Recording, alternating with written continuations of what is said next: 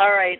We have the UFO twins today, and they have only a limited amount of time today, so we'll get started there. They're identical twins, and don't forget to go to UFO twins with an S.com. They have lots of things on there, and they have they have a song, I believe, that they made and is going viral on YouTube. And be sure to pass this show on to all your friends. And if they don't believe in UFOs or ETs, maybe this will help them if they listen to this call. So these are two beautiful women. I'm looking at their picture right now. Shirlene and Earlene, are you there? Welcome to the Diamonds Call. Go ahead and unmute *6. Hello, this is Shirlene. Shirlene, hi, Elizabeth. We're both here. This is there Earlene speaking. Okay, there they are. They're both here.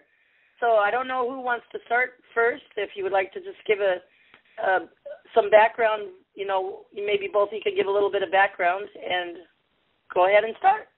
Okay, well, this is Earlene speaking. I thought I'd go ahead and start because I kind of started this whole thing rolling for the two of us, I think.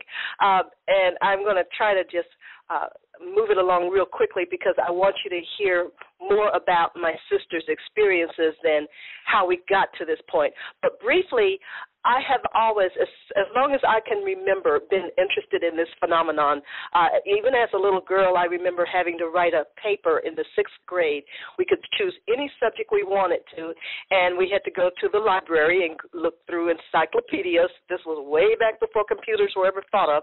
And I found this picture, this was back in the 60s, of what they then called flying saucer in the encyclopedia.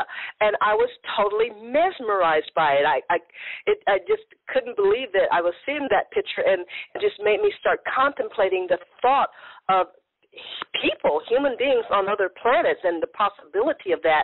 And then I kind of forgot the subject as, my life moved on and I grew up and got married and had children. But then in my 20s, I started really studying metaphysical material, including ufology. I started reading everything I could get my hands on, the government cover-ups like Project Grudge and Project Blue Book and their investigations of it, and personal accounts like the Betty and Barney Hill story, which was made into a movie, Interrupted Journey, which starred James Earl Jones, and then the Andreasen Affair and many other of the earlier stories that were very, very prominent during the 70s and 80s and 90s. And before I knew it, Elizabeth, I had amassed probably a library of over 50 books. I mean, I was just very, very, very fascinated and enthralled with the whole thought of life outside of our planet. And so moving on, then my sister, I lived in Dallas, Texas at that time, and after we got married. And then my sister moved here about 20-so years ago. And what's so interesting is our lives were such a huge contrast because she had no real interest in the phenomenon. She would listen to stories I would share with her from something I saw on TV, and anything came up on ufology. That's where the channel was in my house. And, she might have contemplated what life might be like out there if there is indeed life. I think she told me once. But then when she moved to Dallas, she called me one night, and she called me early one Sunday morning. I'll never forget that morning for as long as I live, because she just moved to Dallas from having gotten a divorce and starting her new life over and wanted to be near me. And so she was going about socializing and meeting new people, getting into different circles, and I'll let her go into more of that. But then one night she calls me, one morning, I keep saying night, but one morning she calls me and she says, "You're never going to believe what happened to me last night." So first thing I thought was she met this new great guy at a club she went to, because that was sometimes the case when she would say something like that. I wasn't at all prepared at all. I know. I said that several times because I meant at all. But what she was about to tell me, and she said, I was taking up in a UFO last night, and it traversed the galaxy, and there were other ships flying around us, and they would come very close to the ship I was on, but veer off right before it hit ours, so I knew that these ships had intelligent life, and she described what she saw out of the windows of the ship she was on, and I said, just stop everything. You got to get over here, and you got to tell me every word for word. I was shocked. I'd only read about these kind of stories. Never in my life would I have thought my twin sister would be telling me that she now was a contactee. So, Earlene, I'm going to let you pick it up from there.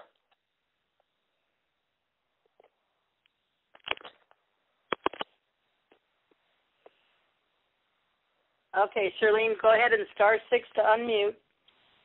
And while she's doing that, Elizabeth, she just told me she lost the call. She's calling back in, so I'll just talk a little bit.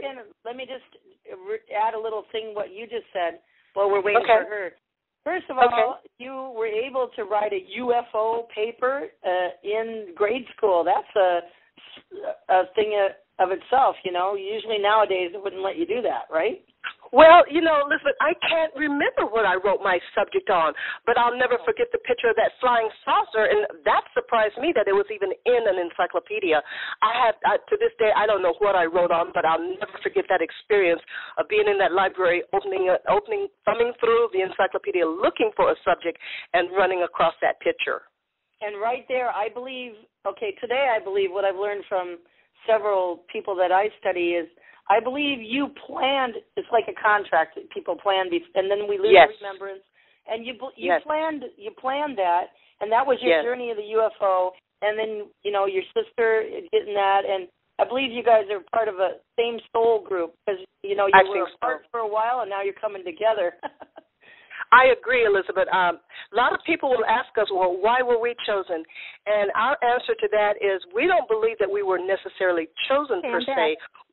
Oh, good. We believe that we, like you said, signed up for this contract before this incarnation, and now it's just all starting to come to fruition in our lives. And it's been a wonderful journey, an exciting journey, and I'll let Earlene go ahead and pick it up from here.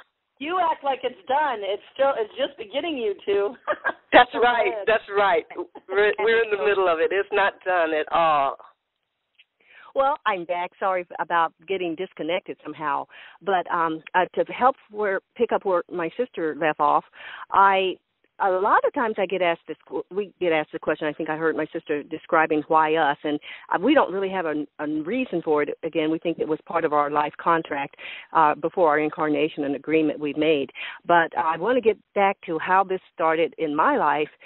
As my sister mentioned, she was very fascinated with the subject. She was just had so many books on the subject, and she would read them. And every once in a while, she might call me and share information about a book that she'd read, and I may get the book or the article in a magazine or may not, because it wasn't something I thought about very often. At that time, I was raising my family, my children, and I was married and just living an ordinary life. I was also trying to complete college, which I finally got that done with that. And so I was just living a typical ordinary life.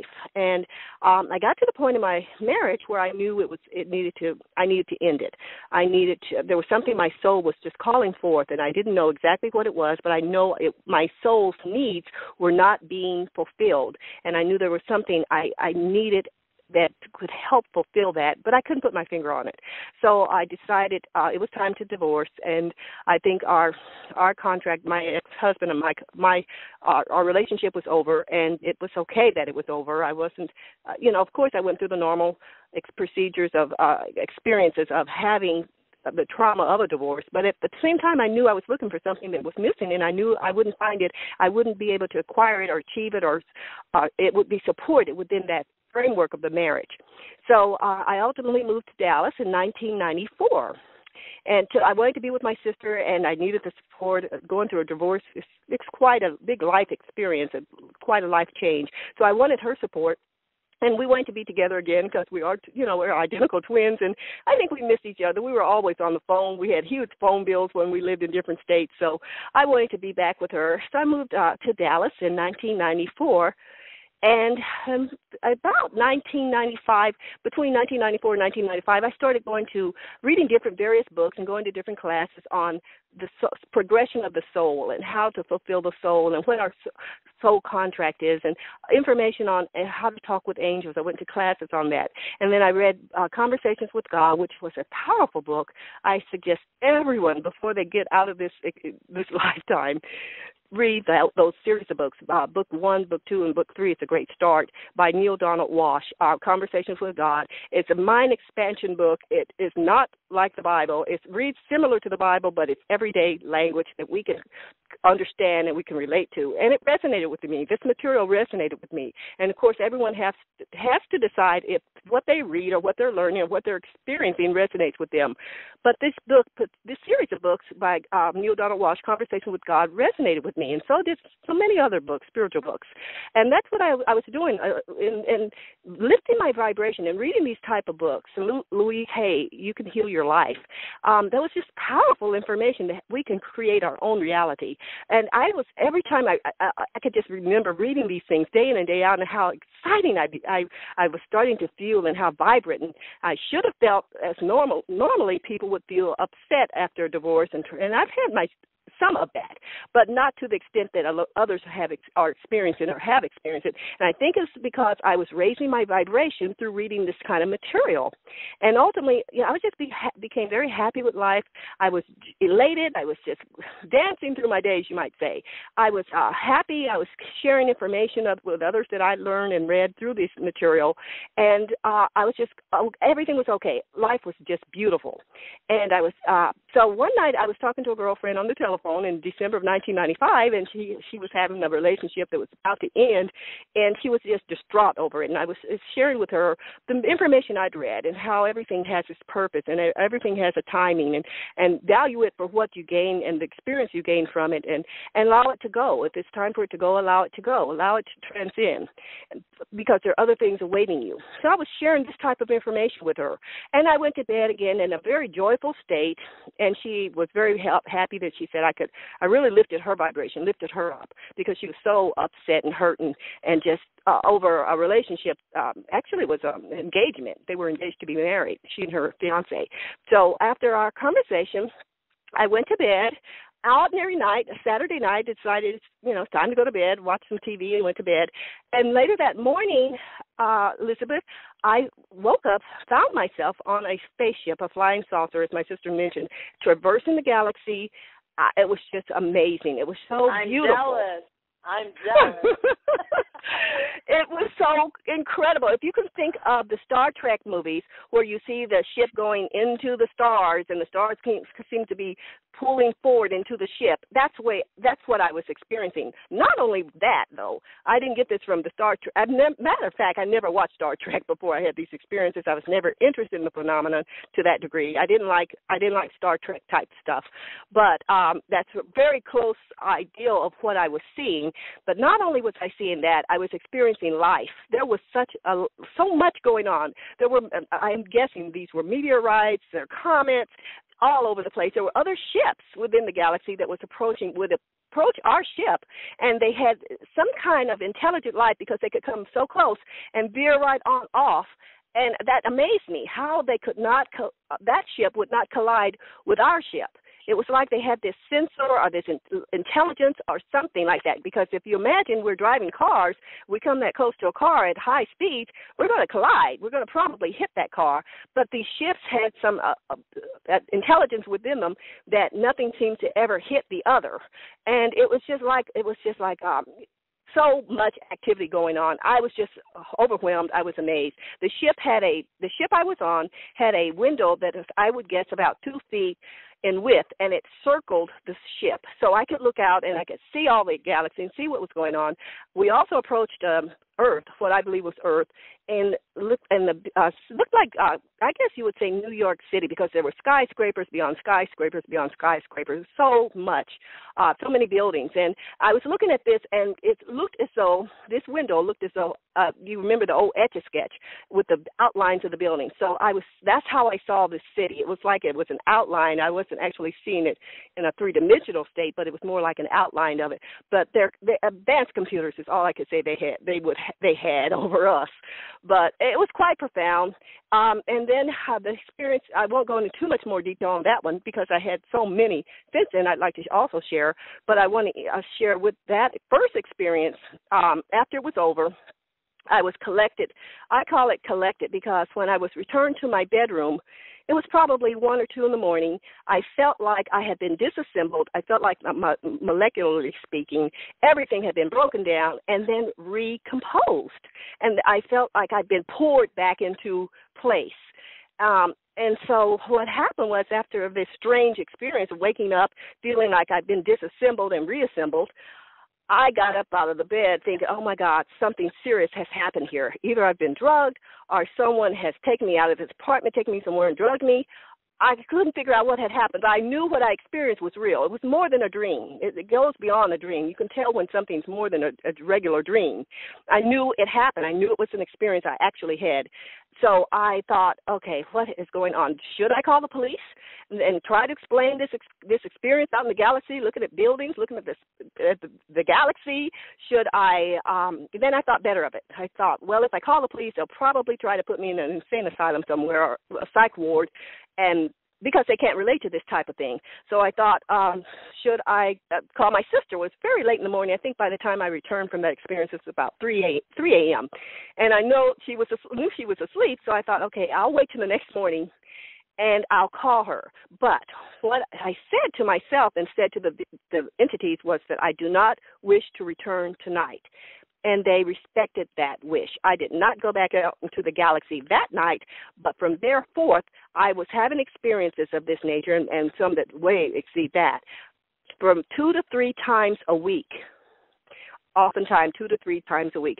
And as you can imagine, I had to integrate these new experiences into my daily life. I still had to go to work and earn a living.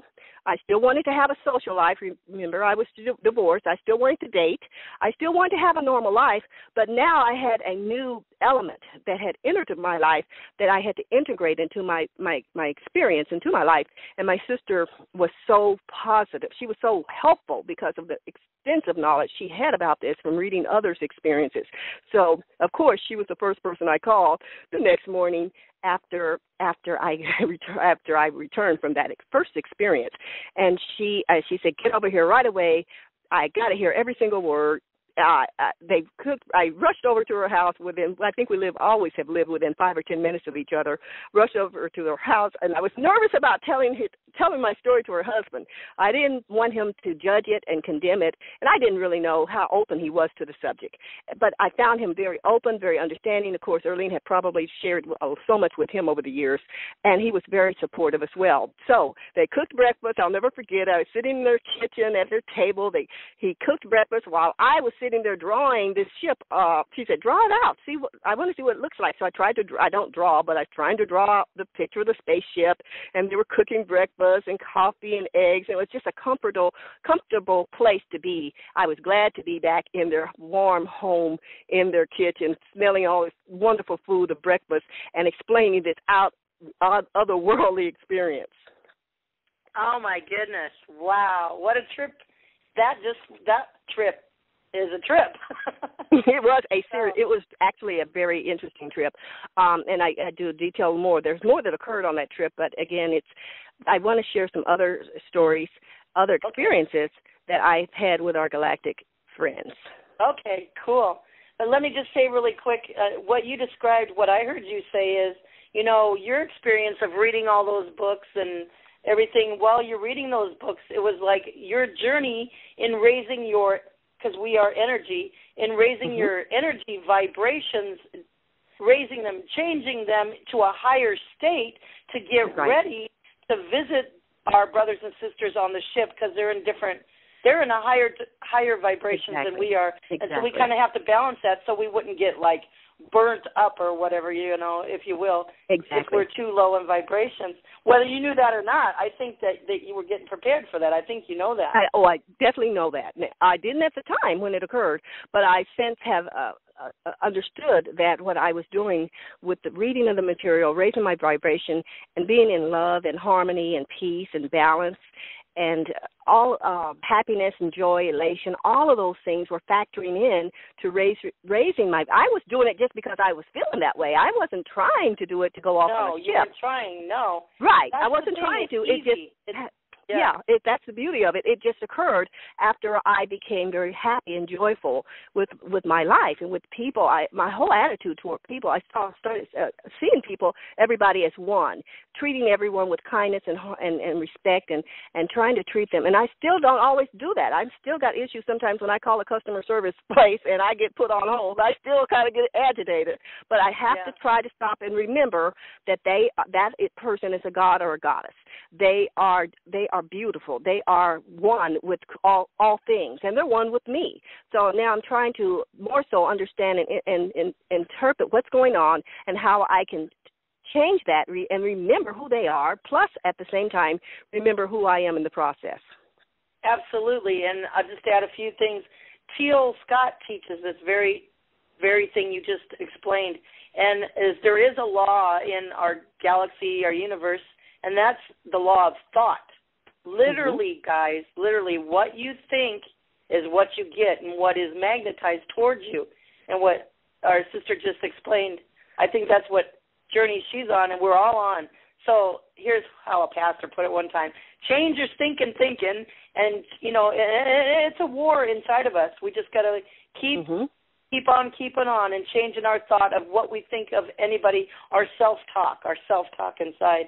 And then, the molecule change you referred to, that you felt you were disassembled and reassembled, that's interesting because I believe we're all, our molecular, inside of our bodies are changing.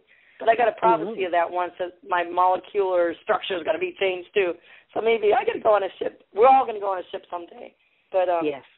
And then one more thing, like we've been talking on this call, the dream world, our dream world, it's really a world. It's not dreaming or fake.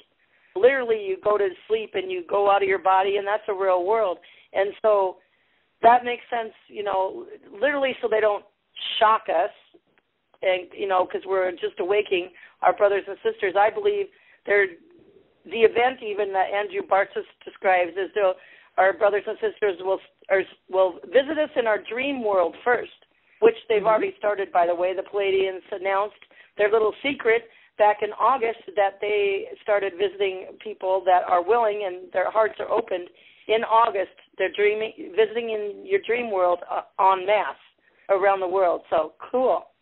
So go forth and bring what you guys really want to bring today. And I'm just elated with you too. Thank you so much. Thank you. Thank you. Well,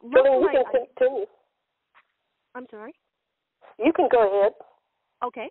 Most of the questions I have on our calls, our interviews are, well, how do you know when it's going to happen? And my answer has always been, I don't know. What occurs is a vibrational shift occurs in my apartment. I can actually feel their presence. And normally I'm asleep, and I will wake up, and I'll feel their presence, and I know, okay, they're here to visit. So what I do is just still myself and prepare myself for the visit. Now, sometimes, as you mentioned, they come in the dream state, whereby I'm having a dream, and I'm now in a dream, and then I'm half awake because I know they're here. I can always feel that vibrational shift when they come into the room. The whole house, the whole room changes. It's so fast. It's hard to describe, but the whole energy changes. So typically they will come into my bedroom, and I'm either in a half-awake state or there's been occasions I've been fully awake. And I prepare myself, as I said, just lie still, pretty much. And then I'm find myself floating up through the ceilings, and on occasion I've floated up through the ceiling and out of the apartments above the trees, looking down at the trees. One time I was out looking at the moon thinking, oh, it might be nice to visit the moon tonight.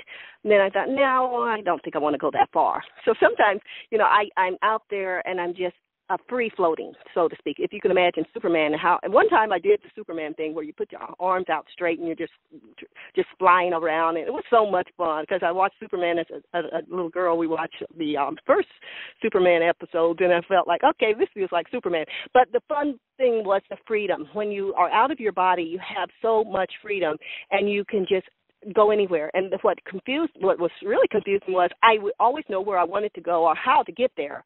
And I teased with my sister, even in Dallas where we live, I was always getting lost. If I'm trying to find a place, we didn't have GPS at the time, and I was turned around all the time getting lost. These highways that were confusing and that didn't always make sense. But as soon as I got in the Galaxy, I had no trouble finding anywhere I wanted to go.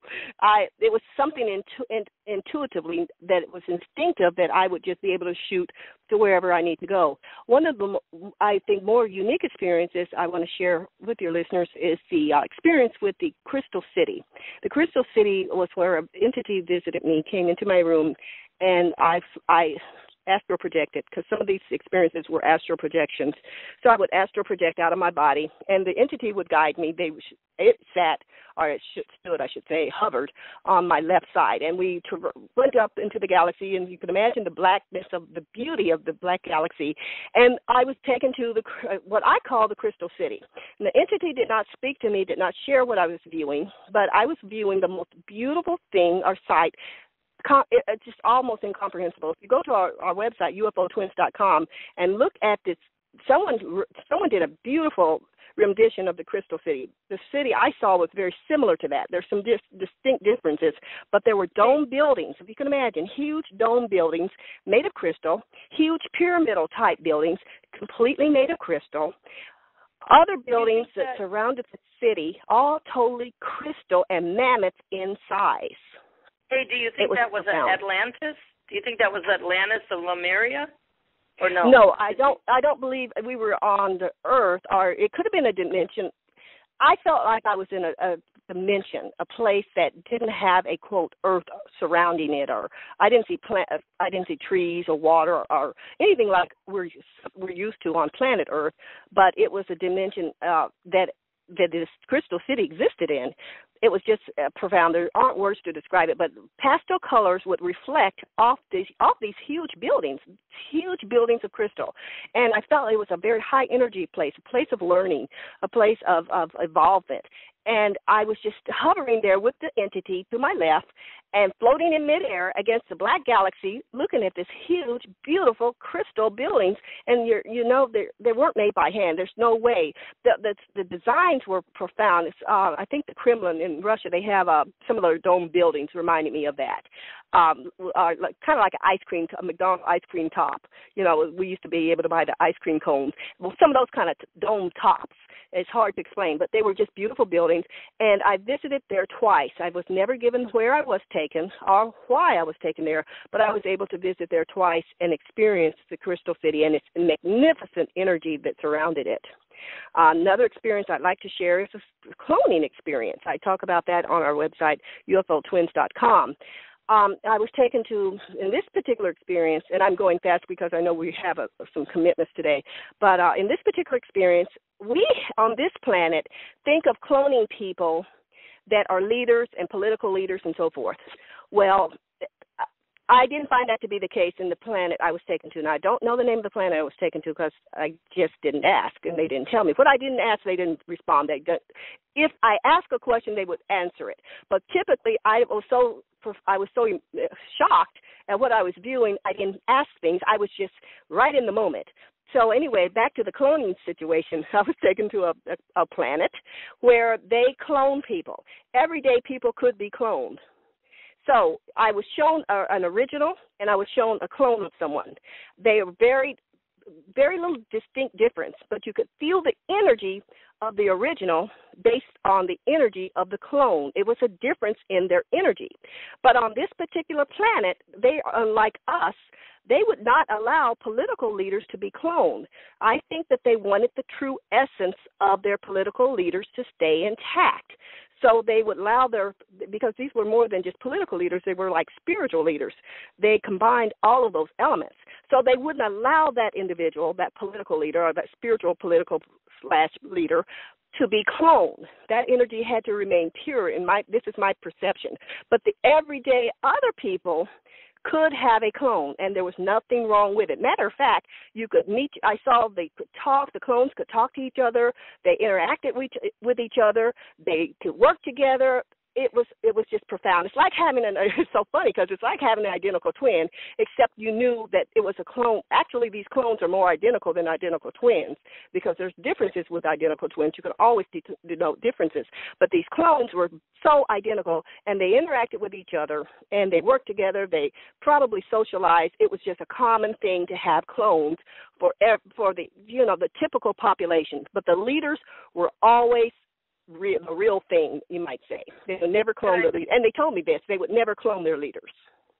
Could I interject really quick? Certainly.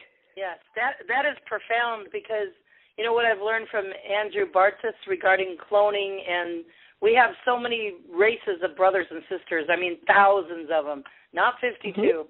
But there's a lot of races now. There's a lot of races, and I get sad sometimes when I hear this, that are 3 years or less away from becoming extinct because of I don't know, I can't explain all of it, but because of the out-cloning. I mean, I'm not saying it's bad, but they're cloning, and they've gotten I'm not saying about where you visited is that way either, but they're cloning, and they got out of not even remembering how to even have sex and make babies themselves in that organic way. So this is a big part for us, you guys. There will be a first graduating class. We've been so long kept from graduating that this first graduating class, and we're free will, we'll have a free will to go out and help those other races learn how to be families again, teach them how to be sensual again, which we've gotten all our sensuality taken away from us. We don't even know what that means. And learn how to be sexual again, to have natural babies. And I'm interested more in the cloning too, so thank you. Go ahead. You're so welcome. Yes, that was quite a different take on cloning that I never heard of. Matter of fact, until my sister introduced some of these subjects to me, it was just shocking to see a clone sitting by a clone, interacting with them, and then knowing that their political leaders always remained a pure essence, and they were never replicated, never duplicated. So I thought that was another experience I'd like to share is the one going to Mars, because you mentioned earlier about so many races. I found I was taken to Mars. Now, this particular experience, I was taken through a tunnel, a vacuum. You've heard people that are near-death experiencers say that they felt like they've been sucked through a tunnel. That's what occurred on this particular experience. And then I found myself on Mars, and I believe, of course, it was another dimension of time, but I found myself on Mars, and I was interacting with what looked like people in lab coats, human beings. They looked just absolutely human. There were various races, white, black as well. And so I found myself in this laboratory, hospital-like setting, interacting with these beings, and they told me I was on the planet Mars. And I just decided, have a little conversation with them while I'm here. They're doing an examination. A lot of my experiences involved some type of examination. Don't know why they were examining me or what they were looking for or doing, but that's what I was engaged in.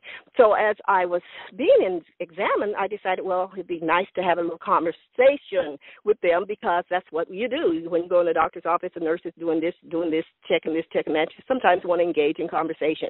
So I decided I would share with them what our planet had in a relationship, or some information I just learned that our planet had in relationship to Mars, which was that I explained to this gentleman, this man that was examining me, that a rock had traversed the universe, or the galaxy, and ended up on Earth, and our scientists had discovered this rock, and I think within Antarctica, and this particular rock had microorganisms on it that indicated life existed on Mars millions of years ago. That was the news of the day.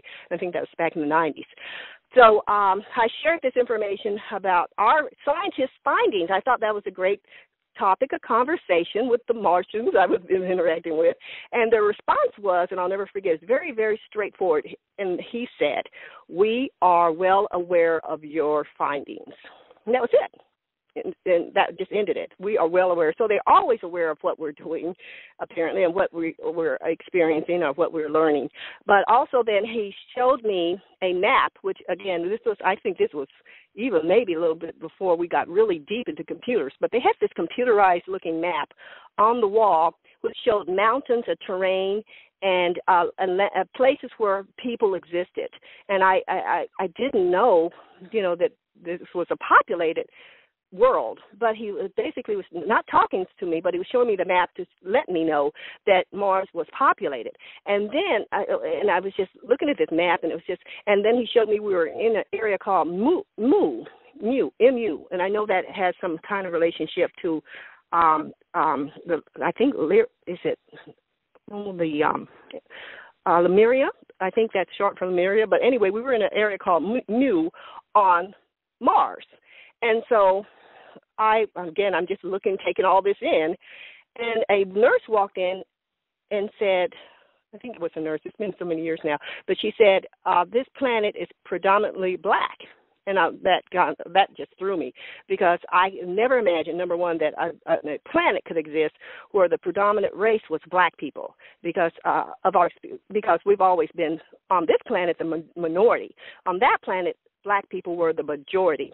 And I'm going to take a breather and let Earlene explain why. And I shared that with her. Of course, I share every single experience with her when I return. And if Earlene, are you there? Yes, I am. Well, at this point in time in my life, I had really started doing a lot of studying of Egyptology, and I was very familiar with some things, and I also had been studying works of Robert G. Temple. He wrote not the Serious Mystery, The Monuments of Mars. And when Earlene came back with this story, I was just like blown away, because I've been really studying a lot of African scholars like Dr. Ben Yakinen and Asa Hilliard and the renowned, belated Dr. John Henry Clark. And so I knew the contributions that Africans had brought to our planet, and prior to Arabs moving into Egypt, which was around the 4th century. It was occupied by black people. And then so what I did was, in our book, From the Motherland to the Mothership, I supported a lot of what Earlene was saying in my research, because I knew a lot of people would find this quite outlandish. So in Monument of Mars, Richard Hoagland was the author of that, and he said that there was and many people may remember, there was a Viking exploration back in the 80s that found face on Mars, and it found pyramids on Mars. And according to Richard Hoagland, the pyramids that were found on Mars had the same latitude and longitude of those found in Giza, exact. Both pyramids on Mars in the Sidona region and in the Egypt region had the same equivalent of pi, which is a universal equivalent. So, and then he said what was interesting, he said that this face that was found on Mars really looked like the mask of the dead pharaohs back in ancient Egypt. And then he also said that Cairo, which is the capital of Egypt, in Arabic is El Qura, which means or translates to Mars. So I found all of these correlations between Mars and ancient Egypt fascinating, and I put them in our book again to support what my sister was sharing, because I felt a need to. And then, Elizabeth, what happened after that? It's just something when you are in the flow and in the stream. I met this young lady. She was from Ethiopia, and she worked at a 7-Eleven, and I was working at the time and going to 7-Eleven, buying coffee every morning, making small chit-chat as I paid for my coffee. So I was inching up this particular morning to the counter to pay for my coffee, and something said, tell her about your sister's experiences of going to Mars and finding that black people are predominant on that planet. I said, no, I'm not going to tell her that. She'll think I'm talking to myself now. She'll think I'm crazy. But the feeling was unrelenting. It wouldn't leave me alone, and I just kept fighting it. So I'm finally up to the counter to pay for my coffee, and I said, you know what? My sister's had some interesting experiences experiences lately in which she was taken to Mars, and she found people on it, and she found black people on it, and they told her that black people dominate that planet. So I just was quiet. I said, oh, my God, she's going to think I'm crazy. I don't believe I blurted that out. I don't even know this woman from Adam. And do you know what she said to me, Elizabeth? She said, yes, this is true. This is in our history books back. She was from Ethiopia. This is in our history books back home, and I could even have my mother send me the book and show you. They learned that in school. And I said, oh, my God, I knew why the feeling was so unrelenting for me to share it with her, and it wouldn't stop bugging me until I did. And so sometime later, maybe a month or two, there's an African dress shop in Dallas, and I was really into learning my African culture and wearing the beautiful gowns and hats of Africans. And so I went into this African dress shop, and I said, well, let me share this same story with this lady. She was older than the first young lady. This woman was in, I would say, her 40s, and she was from, I believe. We were on a roll that day, huh? Yeah. Well, this happened a few months later. I mean, I gained my confidence enough from the first experience to go in this African dress shop and ask this lady, because I knew she was from the African continent too, and she might be able to shed a little more light on it. And so I told her the same experience, how my sister was taken to Mars, and she was told black people dominate that planet. And I just waited to see if she had any feedback. And she said, yes, this is true, but we learned that, but you don't talk about that anymore because of the origin, the fact that Christianity and Islam both came to the African continent, and people are either Muslims or Christians, which had their own stories of origin of man. And so all of that was just kind of brushed under the rug and not to be talked about. But she said if you go out into the villages and talk to some of the elders, they will not only tell you that our ancestors are from Mars, but they'll show you shrines that are still dedicated to our ancestors from Mars to this day. I said, oh, my God, this is incredible. I felt like Alex Haley. You may remember Roots when he goes back and he traces his family origin all the way back to Africa. I felt like, but we were going beyond going back to Africa. We were going to another planet with our roots, and it was just amazing. And so I do share all of that again in our book. Just really, I wanted to support my sister's assertions because I knew some people would find it outlandish, and you know, it sounds strange to us too. But I know that these experiences happened to my sister, and I know they happened for a reason.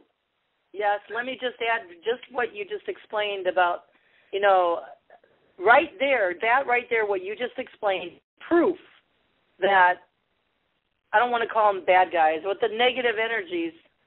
See, I'm more for myself. I used to call them bad guys. The bad guys, the good guys. We, the good guys, them, the bad guys.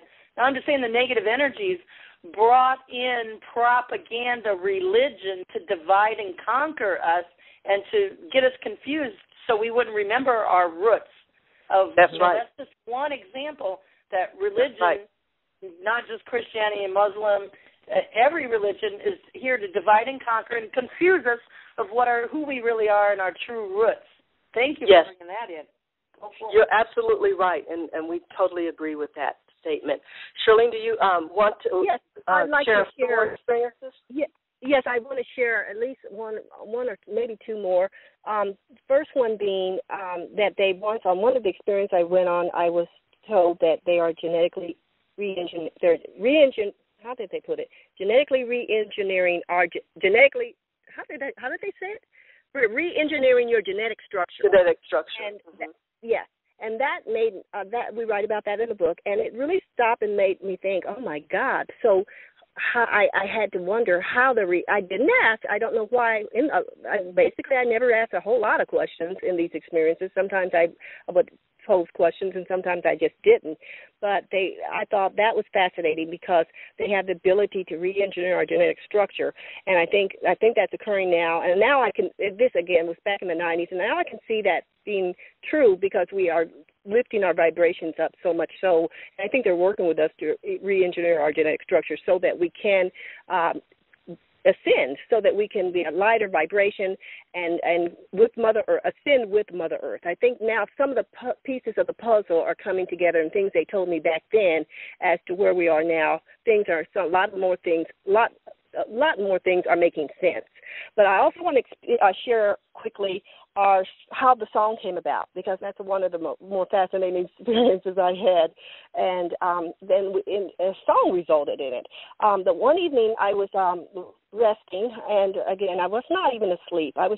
But I knew they were there, and they were going to take me off, and I lifted up, so to speak. It's kind of like, again, I hate to keep referring to Star Trek, but it's so close to Star Trek. It's like Scotty beamed me up type of thing. But anyway, I was lifted up and into an elevator-like box structure, traversing the beautiful, awesome galaxy. I'll never get tired of looking at it. It's just so beautiful and so awesome. But I was hearing this music that was being piped in. If you remember some of the old elevators, probably back in the 60s, and we were dating ourselves, but you used to get in these elevators and you'd have music going on, hear music. Well, that's what I felt like I was in. I was hearing this song, and I did recognize the song, but I didn't understand why I was hearing it. Well, it's the Battle Hymn of the Republic, the tune to the Battle Hymn of the Republic. And they kept piping in and playing in, and I'm in this structure, traversing the galaxy in this clear box, you might say, elevator-like box, clear that I could see out, but yet this song was just performing and just being played, and I could hear it. I was then returned, and that was all there was to that experience. I was returned to my bedroom, returned to my bed. Once again, just called my sister, told her what occurred, and shared that information with her. Neither one of us could understand why I was being given that song, that tune. So we started having a lot of strange coincidences occur around the Battle Hymn of the Republic. One was, I think we went to a exhibition and we saw the song displayed by Sojourner Truth, her rendition of it. She was an abolitionist and an ex-slave. She could not read or write, and so, but yet she was able to transcribe words for slaves that were ex-slaves that were going into the Civil War to fight for our country's freedom. So ex-slaves would sing this song, her version, Sojourner Truth's version of the song, and the words she wrote. And they're powerful words if you ever get a chance to look up her song, her version of those words. Of course, the author that we all recognize is Harriet Beecher Stowe, who said also it had an interesting story about the song. She said that the song came to her in the middle of the night, and she was in the dark, but she was able to transcribe these words. They just came to her, and she was able to transcribe the words we know now, Battle Hymn of the Republic. So her origin of that historic song are quite fascinating. Earlene and I decided to start doing some research around the song. And so other experiences, I think other coincidences occurred around the song. We went to a concert, and Sweet Honey, the group called Sweet Honey and the Rock, also has a version of the song, which is absolutely beautiful, different words again, but they performed, they sang the song at this concert. So we were noticing every time we turn around, I think we went to Blockbuster Video too, and picked and found the song, accidentally found the song. But every time we turn around, here's that song again, right there in our face, so to speak. And so we pondered that. I think it was Labor Day, one Labor Day in May. We said, why does this song keep popping up? What does the experience mean, and why is it continually popping up everywhere we go? Every time we turn around, here's this song. And then Earlene said, I was at her house on one Saturday, and she said, I think we're supposed to write our own version of the experiences you've had with the Galactics, and basically I think we need to write a song about this whole phenomenon. And I thought, oh no, you must be crazy. We are no song writers. We barely got a book written, and that was a job in itself. To think about writing a song, I said, we need to hire somebody to write a song. And her response was, we can't hire anyone to do this, to write our story, write this song based on all these experiences.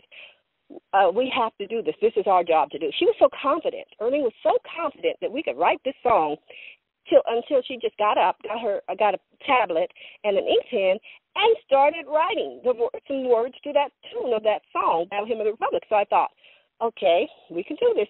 She gave me confidence. It actually gave me confidence. So she gave me some paper and pen, and I started writing. she wrote 3 verses. I ended up writing 3 verses. And when we got done, we were shocked because we now know those words were channeled to us because we don't write like that. Those kind of words, I just don't think they came from us. We believe they came from our galactic friends. And we believe they knew the history of that. The song represents transition. At the time the song was written, we were involved with slavery, we were involved with the Civil War, we were involved in a lot of transitions that had to do with our country. And so we believe that the Galactics, of course, know our history. They know what that song signifies. They know what it represents. It represents transition. And we believe that's why they were piping that music, the tune, into this box-like structure that I was hearing, and then we believe it was ultimately meant for, it made sense now. Again, it's like putting the pieces of a puzzle together. It made sense when we got through writing the song. It all made sense as to why the coincidences were occurring, why I even was exposed to the song in the first place. Now it all made sense. So we finished the song.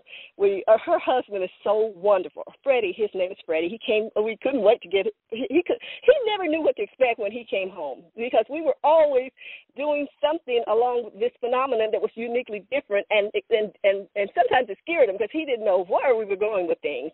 But we were going to present our song to him. He was going to be the first person to get to hear it. And he's just so open-minded. He's loving and supportive in everything that we've been involved in. So we sprung the song on him, and, of course, he loved it. He thought it was absolutely great. He couldn't hardly believe we wrote it. And pretty soon we decided it's time to do a YouTube video. So we have it on YouTube. It's called, if anyone would like to view it, it's Galactic Hymn of Earth's Emergence. And so, or you can look under. We're going to play that. We're going to play that when you guys get ready to leave. Okay. Oh, it's on our website. Go to how the story of the song came about.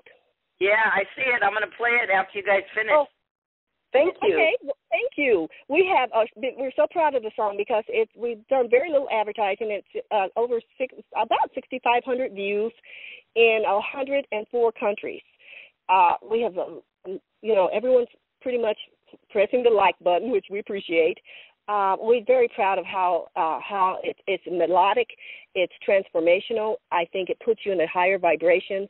I think it's calming. I think it's very important, particularly at this time when we're going through so much as far as transitioning into a new world and to a new dimension. I think that song we're hoping that it's going to be accepted as the new world anthem. That's what we titled it. Also, Galactic Hymn of Earth's Emergence / New World Anthem. And also we consider it a disclosure song because the words describe and discuss worlds beyond what we're accustomed to, worlds beyond the paradigm we know.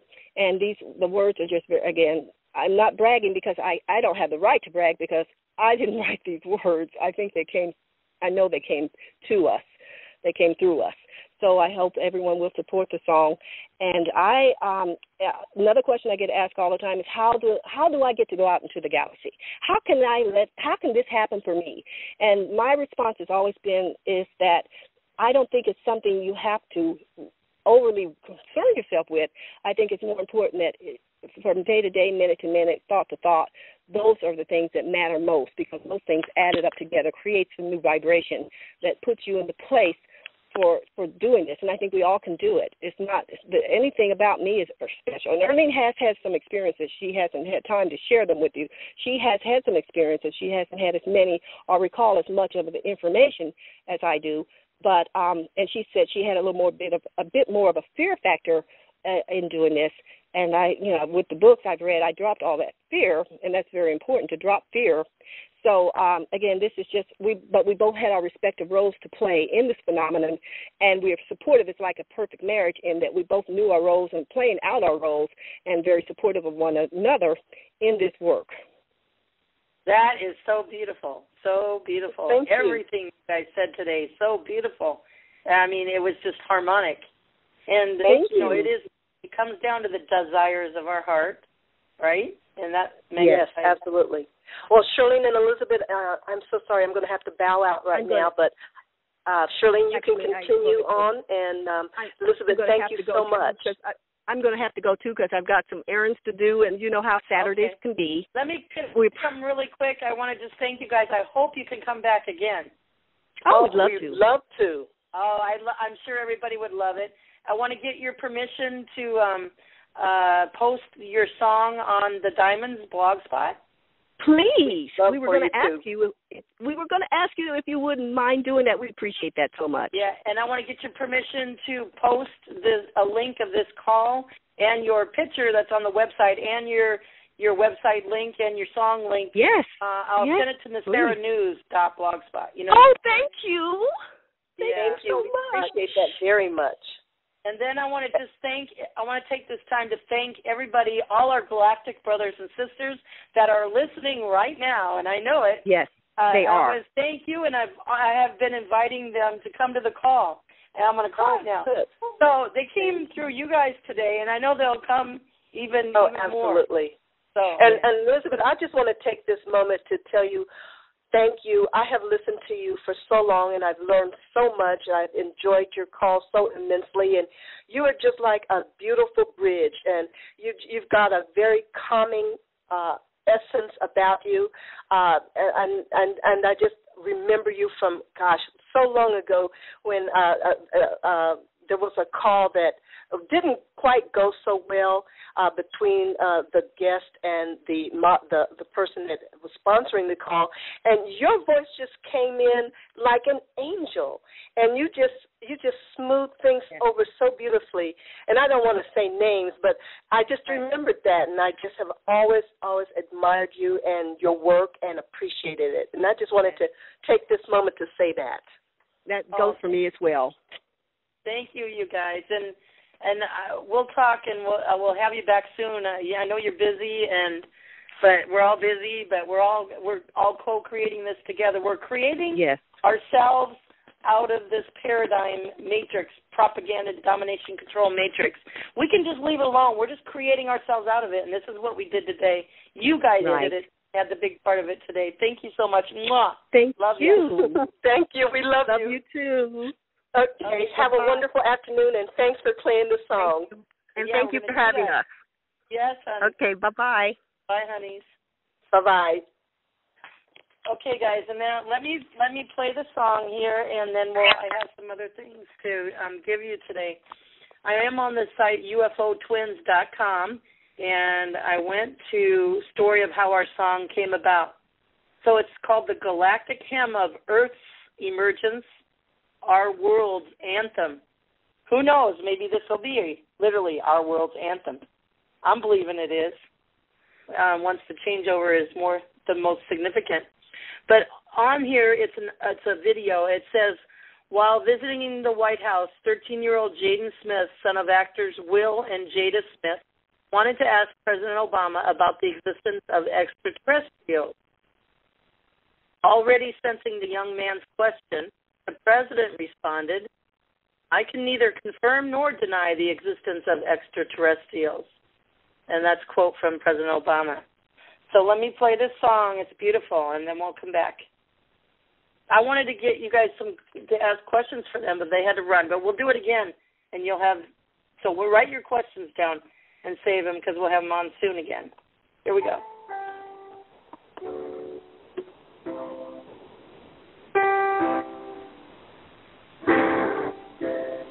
Mine eyes have seen the wonder of the universe at large. We are shrinking, not too grand to be ignored. As we step into the marvel, let our eyes to be explored. The truth is more to know.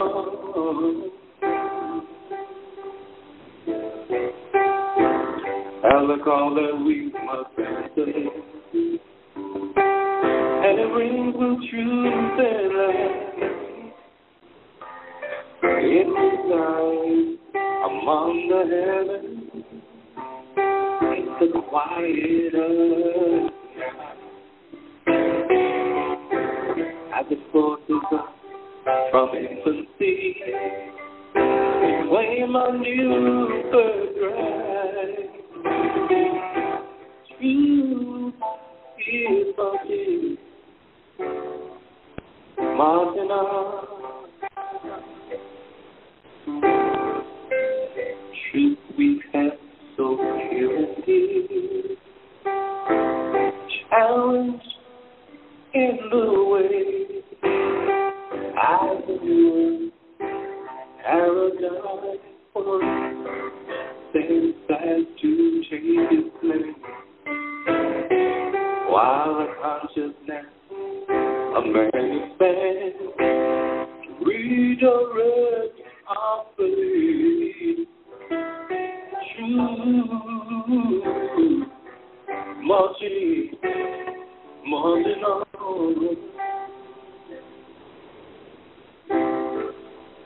God's love for all creation,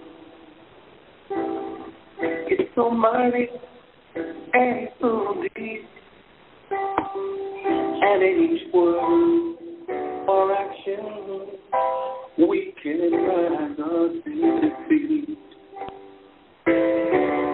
Whether in this world beyond, love is us to keep.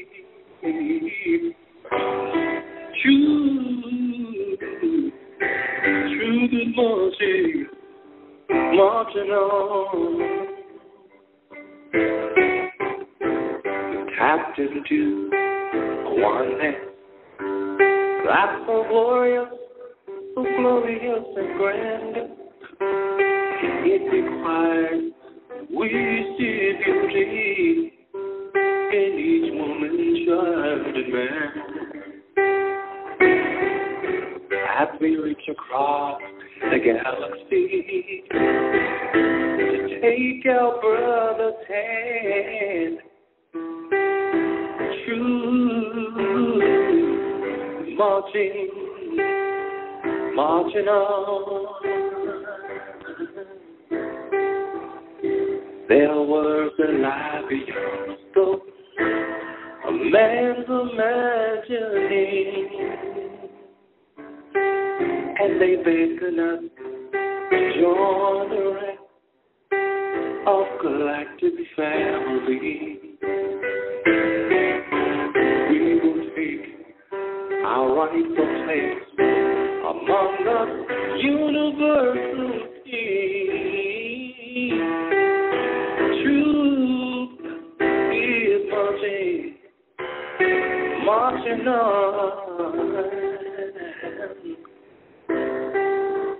Glory, glory, glory. Hallelujah. Glory, glory, glory, hallelujah. Hallelujah. Glory, glory, glory, glory. Hallelujah.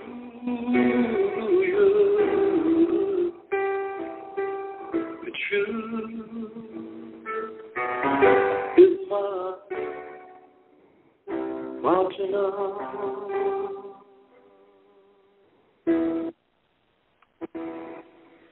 The truth is marching on.